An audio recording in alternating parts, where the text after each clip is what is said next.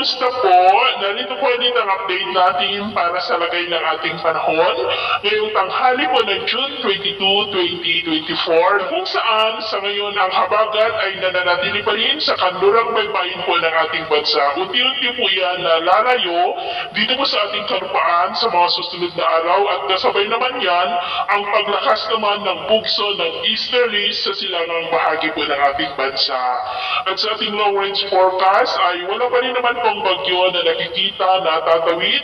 dito po sa ating bansa hanggang sa susunod na 2 linggo ay posibleng storm free pa rin po tayo. At sa lagay ng ating panahon ngayong tanghali ay maayos pa rin ang panahon sa malaking bahagi ng bansa pero may tsansa pa rin ng ulap na kalangitan with isolated rains dyan po sa kanlurang bahagi ng Central Luzon,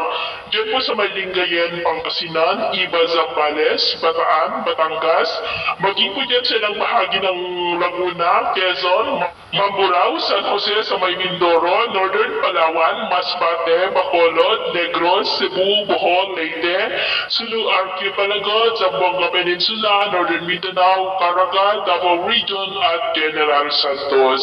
At mamayang hapon, mas maraming lugar muli dito sa ating bansa ang makakaranas ng ulap na kalangitan na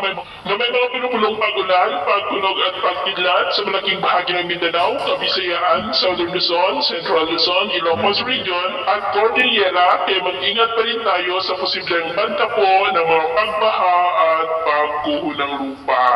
At sa atin naman pong mga baybayin, wala naman po tayong nakataas na namang gale warning signals, pero iba yung pag-iingat lamang po kung papalaot tayo para mas makaiwas sa mga sakunang pangkaragatan. So, yun po na latest update.